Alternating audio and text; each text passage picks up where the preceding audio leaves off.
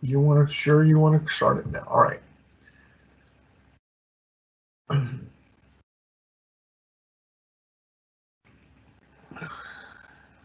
We need to record it too, I think.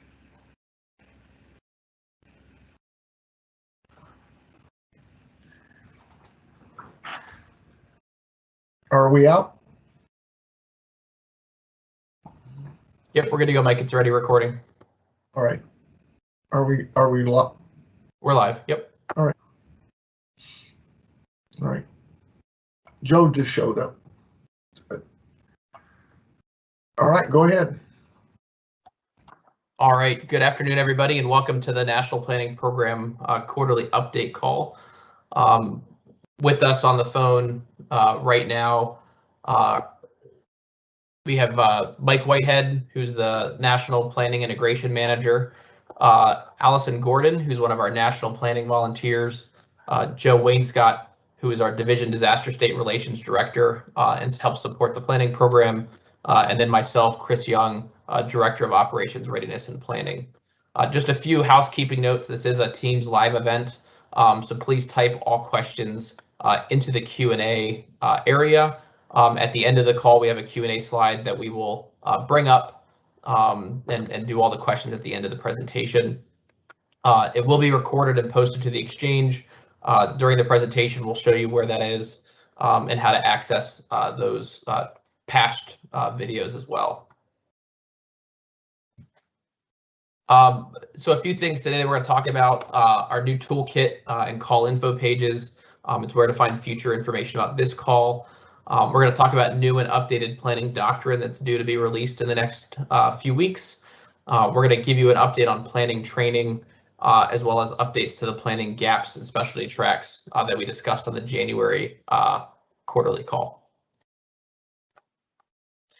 So as I mentioned, these are the presenters, facilitators today. Allison and Mike will be monitoring the Q&A chat, and we'll be working to answer those questions at the end of the call.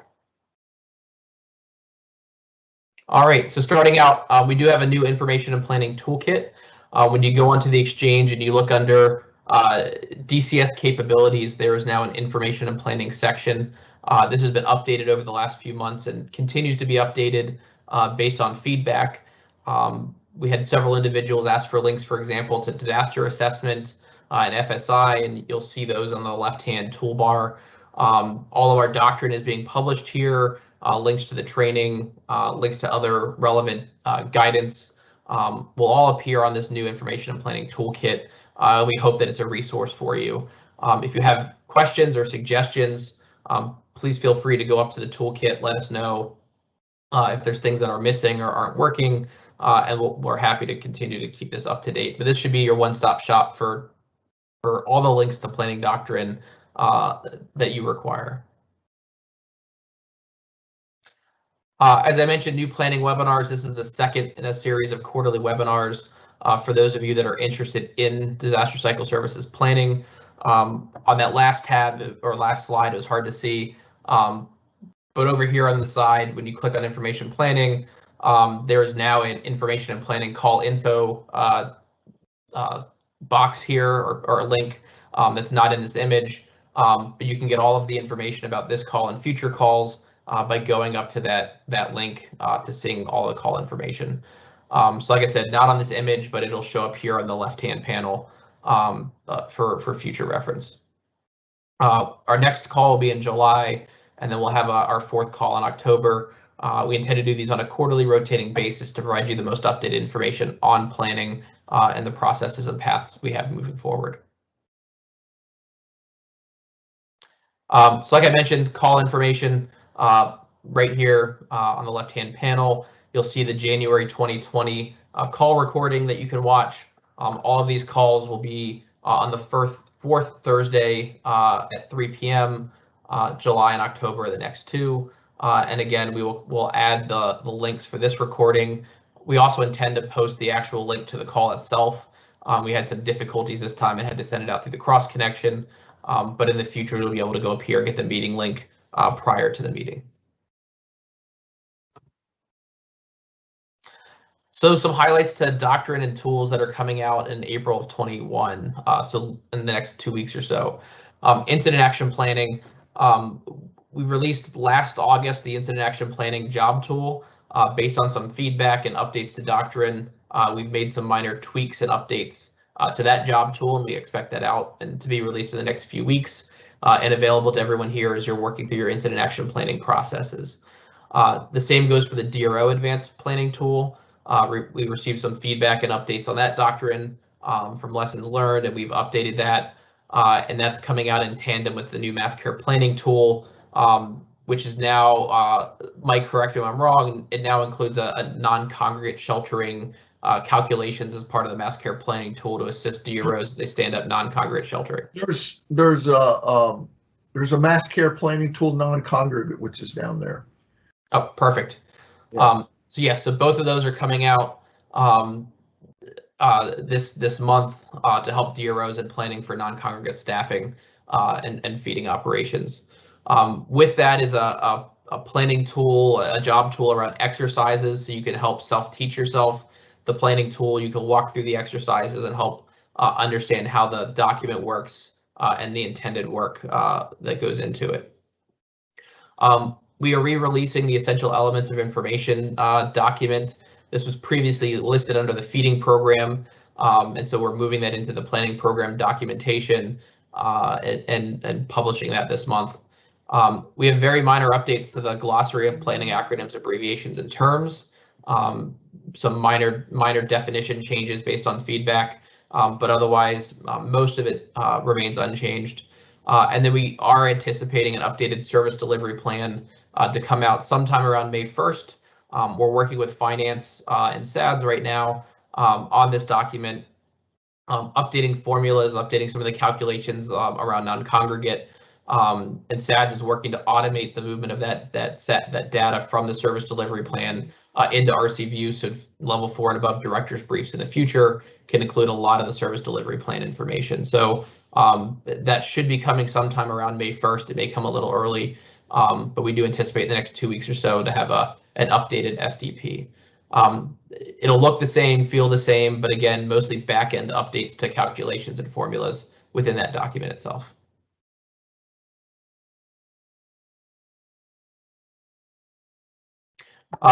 Updated training. So the Disaster Relief Operations Planning Fundamentals course was released officially last month. We have about 24 instructors across the country that have gone through the Train the Trainer and are able and cleared to go ahead and teach that course. We do expect in the coming months to open that aperture up and allow additional trainers to teach the course.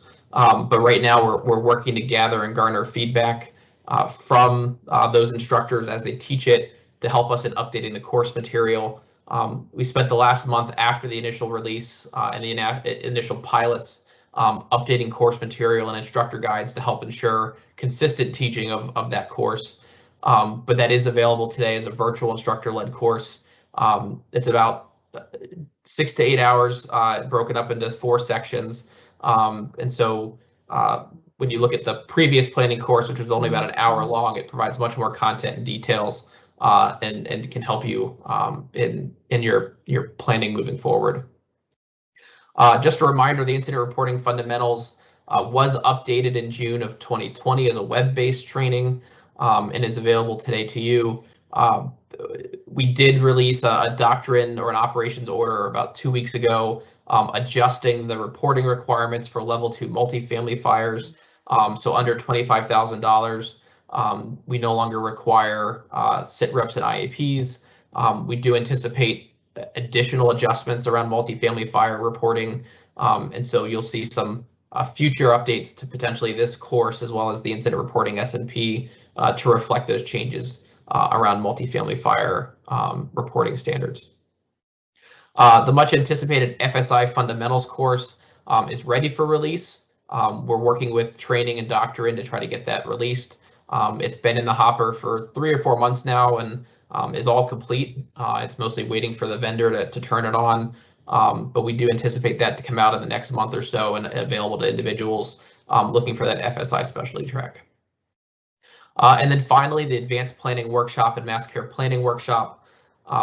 These two courses right now, we piloted the advanced planning workshop last month, or last week actually, and are working to incorporate the feedback from the initial round of students in that class. We anticipate a series of workshops over the next several weeks taught at the national level, and we'll be reaching out to division disaster executives for students for those courses. So if you have an interest in taking the advanced planning workshop, talk to your regional disaster officer and have them work with your DDEs. We will be sending out an email probably the next week or so requesting additional students for those workshops. It is a pretty intense course. We only can take six students at a time because of how much hands-on one-on-one work there really is. It's physically walking through the planning tools, filling out the documents, talking about planning assumption creation. And so unfortunately, we can't take normal class sizes to get that accomplished in a one-day course. So we anticipate having a series of those over the next few months with the goal of having about 36 advanced planners by the end of June in preparation for hurricane season. So again, this workshop is rolling out as a pilot. It right now is national offering, and we'll be reaching out to DDEs looking for students. Mike, anything additional you want to say on that one? No, that's good. Great.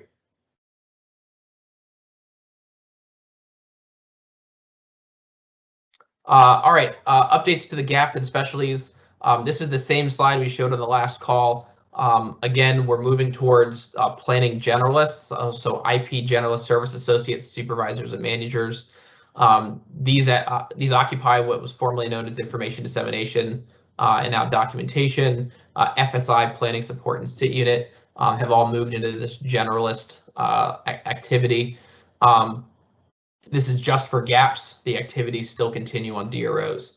The FSI gap, individuals that have an FSI, SA, SV, or manager, those gaps are remaining as a legacy gap on their profiles, and they can be special requested for DROs. The ultimate goal is to move everybody into that FSI specialty track for future DRO use. I spoke to the disaster workforce engagement this morning about the timeline and the process. We originally thought that we'd be done sometime around the end of February in transitioning everyone's gaps. They've transitioned most service associates and supervisors. There's still a few profiles they're working on, and eventually they'll get to the manager level where they'll transition the manager gaps over to generalists.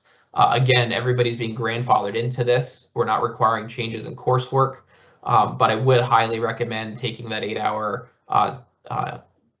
disaster relief operations planning course that was released last month, as it does provide a broader set of information on incident action planning, advanced planning, and SDP planning. So again, we're grandfathering people into the gaps, but please take the training as there's new information. And then the specialty tracks, we have advanced planner, national planner, analyst, GIS, and FSI.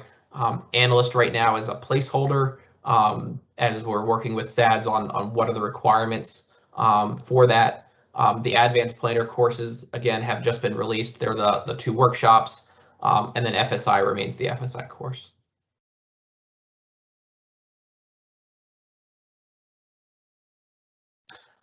So planning section updates. This chart remains from the last one. We wanted to make sure we reminded everybody heading into this hurricane season some updates to the planning section. So when you look at the actual activities that occur on a DRO, we still have FSI, sit unit, and damage assessment. Those remain unchanged. We have transitioned information dissemination to what we're calling the documentation unit, and that aligns with our federal partners and other partners in regards to the planning section. Many of the responsibilities remain the same, but we do anticipate some job tools coming out over the next few weeks and months to help better understand the roles and responsibilities of the documentation unit. We've added a planning support unit. The planning support unit is really geared towards that advanced planning and service delivery planning and helping DROs understand when their service is falling outside the scope of a service delivery plan or advanced plan. We really go into the planning support unit work when we go into that advanced planning workshop that we just released. And then obviously we have district planning leads as well, where we anticipate future job tools to support district planning leads. So program priorities, things that we're working on over the next few months. Right now, the key headliner is the program essentials. This went out for stage gate a little over a year and a half ago before COVID really began. And we're working right now to finalize the program essentials and really encompass all of the processes of deliberate planning, as well as the DRO planning tools that we've just released.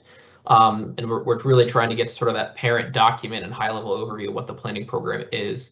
Once that's released, which we're expecting to occur this fiscal year, we'll be looking to create a work group around deliberate planning. We'll be reaching out to DDEs and others to request participants for that work group. But this is really about how do regions and divisions and national headquarters work towards our readiness target. What do regional plans look like? What do division plans look like? What are national plans?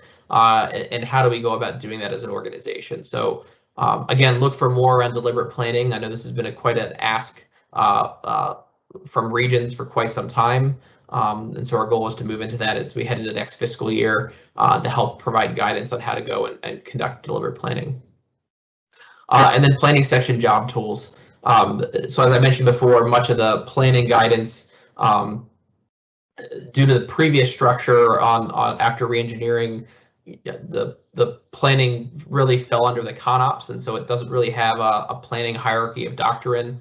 Mike's been working diligently to map that planning doctrine out, and so now the new home will be the planning program essentials. Within that, many of our processes, including incident action planning, service delivery planning, AOP, hit multiple activities on a DRO, and so much of our guidance is really intertwined between all of the current S&Ps. So our goal is to really push out job tools around how each activity functions. So for example, the SIT unit, documentation unit will all have their own independent job tools that walk through their responsibilities and the day-to-day tasks that they do in relation to the standards and procedures documents. So it's a little easier to navigate and understand those roles. So we anticipate that coming out over the next few weeks. Joe Wainscott has already started the SIT unit one, so we anticipate reaching out to several of you to look and review at that job tool prior to its release over the next few weeks.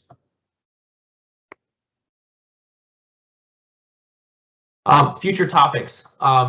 So when Mike and I were sitting down working through this presentation, one of the spots and the areas that we really want to know about is what information needs do you all have? Are there presentations, guest speakers, or other things you want to hear about on our quarterly webinars? So please, if you have ideas, questions, please email informationandplanning@redcross.org. If you want to present or you have a topic you're interested in presenting on, we're happy to bring you on for the call to provide more information. But please, again, if you have future topics, future ideas, interests, or areas you want to talk about, please email informationandplanning@redcross.org, and we'll work to incorporate you into future presentations. All right, so with that, we're going to go to questions. Allison, I believe you were going to go through the Q&A. Yes, and I'm not showing anything at this time.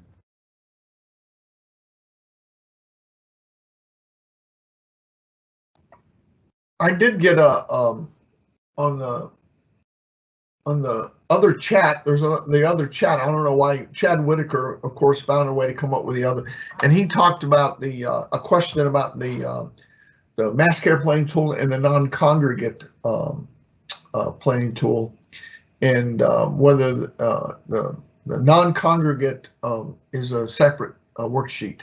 It's not a tab of the mass care planning tool, but the non-congregate. So that was the answer to that question.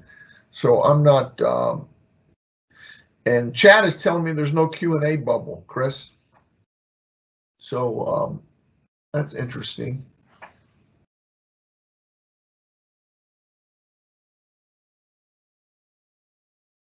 Yeah, I'm not sure why there's not a Q&A bubble. That is interesting. I'm not sure if we can look in the settings and see why that is. Let me look and see if we can turn it on or if it's accidentally turned off.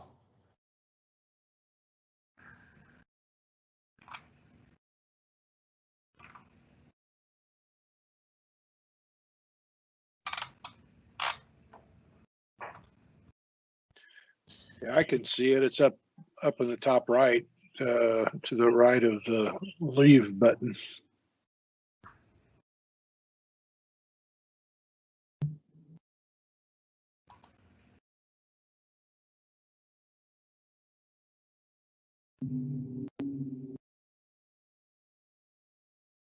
Which makes me wonder how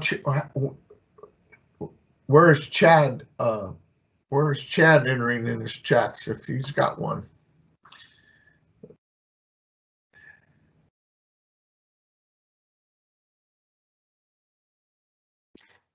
Yeah, Joe, I'm not seeing the Q&A either on my screen. So I think the easiest thing to do right now, since we can't see anything, we'll have to figure out, Mike, for next time why this is not showing up. But we'll hold on the line. Again, we have the information and planning email address you see on the screen in front of you. We'll stay on the line to answer questions. So please feel free to shoot an email to informationandplanning@redcross.org. I have it up, and Mike probably does as well. We'll hold for a little while on the call to answer questions that come in through that email address, and then we'll work to figure out why the Q&A did not appear for this call. Oh, that's interesting.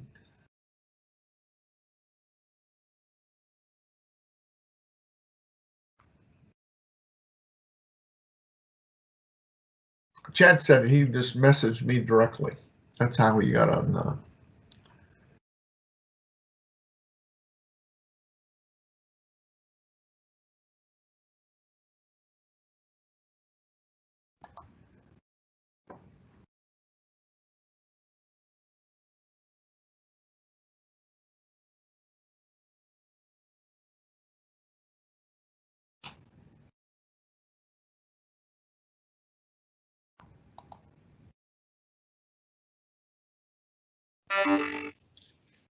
Right.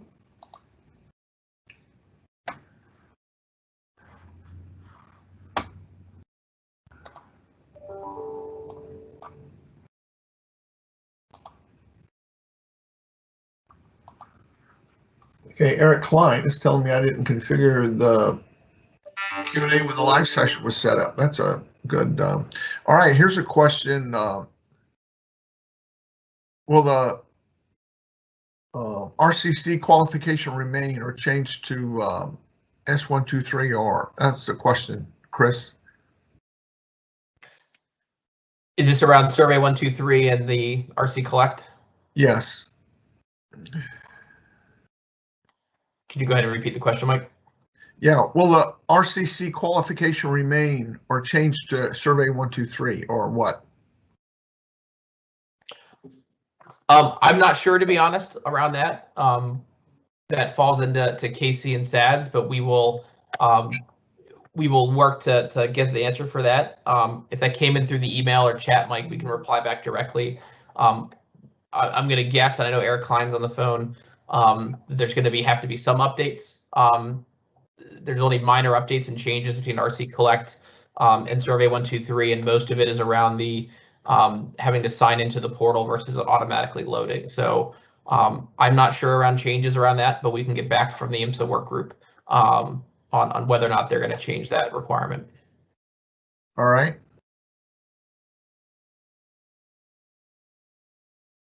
Oh, Mike, you're muted.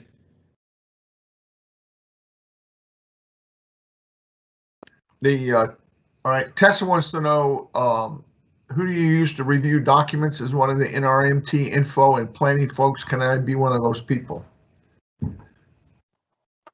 Sure. Yeah, absolutely. The program essentials went out through StageGate, and we're talking to DWR right now around what the future of that looks like in the process of getting documents reviewed. Great. All right. Now, Jen Edwards asked if I attended the inaugural AOP workshop, and in the end, do I need to attend the new one? And yes, that was the the current AOP workshop is all new information based on the new doctrine, and also how does one get to be a national planner or advanced planner specialty track? Right now that it's a very limited number of people. Chris, go ahead. You can answer that. Yeah, sure. So for advanced planning, again, we're reaching out to divisions to become an advanced planner, get that specialty track. You need to take the advanced planning workshop and then the mass care planning workshop. Right now, because of the limited class size, we're going through the DDEs to recommend individuals for those courses before we open it up to a larger aperture. So if you have interest, please talk to your RDO and have them reach out to the DDE to get you on that list. Yeah, you guys got to be patient. We're literally, starting at the literally right now. There's 2 advanced planners, and so we got to gear up for it. So y'all got to be patient for this. Now, the ever inquisitive Chad Whitaker wants to know, how will the RDO brief model, standard briefs, play until the deliberate planning discussion? Does that make any sense? Yeah, it does.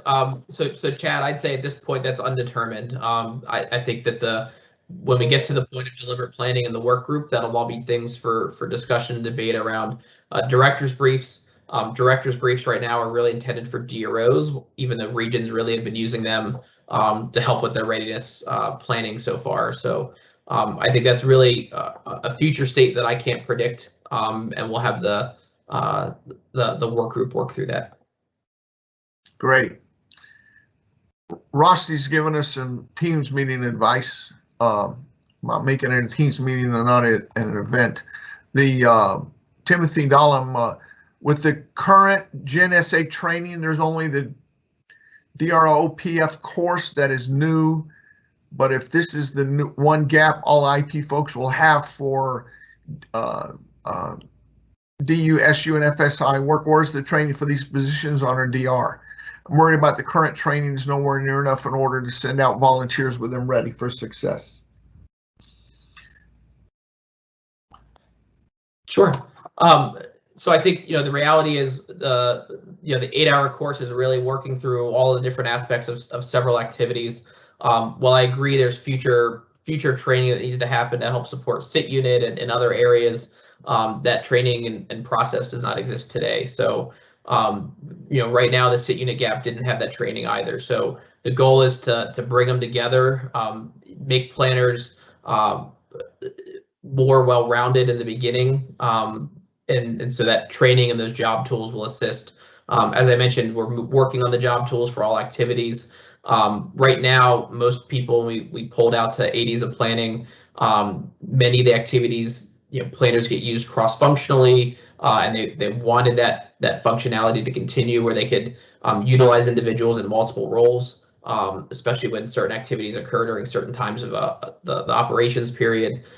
So I agree, there's more training and more work to be done. Right now it's that 8-hour course, and I'll have to pull up the rest of the job description, Mike, because we do require some of the FSI training and other things as well. So the goal is to have more well-rounded generalists across the board, and then allowing people to specialize in some of those more difficult activities that require higher levels of training. Yeah, I might add that before we had one document of doctrine and 2 hours of training. Now we've got multiple document, many pages of new doctrine that we've got in there, and we've got over 8 hours of new training. So that we're a lot of people looking at where we need to be, and we're looking at where we were and where we are now. Where we are now is we're much better off in a much better position with a set amount of doctrine and a good new training course that we can move forward. And the training for the generalist, the question about the training for the generalist been released. All of the as soon as we get the Fsi Fundamentals out, then it's expected to release any time that all of the training for the generalist will be out. Question from Shauna about, well, how does one access the Dsar sandbox? I don't know. That's a question. Well, Shauna, we'll get you. I'll reply to the email, and then yes, Tessa says most people don't learn how to do something just by taking a training. They need that mentorship or practice. Is there a plan to get new IP folks out on responses to mentor under others? Chris. Sure. So I think, that fact holds true across all gaps. And there is within the previous standards around division capability work groups, there were policies around mentorship and mentorship programs. So Tessa, I direct you back to Scott Graham. I will talk with Ann and Brad. We had some discussions nationally about how this works. But I believe there's another work group that's working around those capability work groups and mentorship and how that flows in the future. Great. And Mike, you had mentioned before about why is this a Teams Live versus a regular Teams meeting, and that's because of, the initial quarterly call we had over 250 people, which was the limit on a Teams meeting. So we had the Teams Live event because of that. But we can reevaluate that as we head down the road. Great. I think I'm very busy. Carl Matsky says the new planning course is very little in person on FSI. What is the thinking to require the class when we have so few people in FSI? Yep. So the planning courses are on disaster relief operations planning. As mentioned before, there's a new FSI course coming out. So that'll go into the activities of FSI, and Thomas Martinick and several others from FSI went and rewrote and reworked that course. So we anticipate that coming out. Great. All right. I think the questions have slowed down. Super. All right. I'm not seeing any other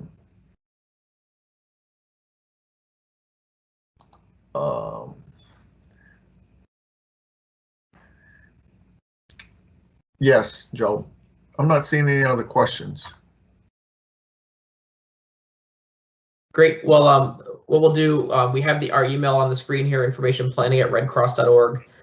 If we didn't answer your question or didn't answer it thorough enough, please send an email to informationplanning@redcross.org, and we'll work to get that answered.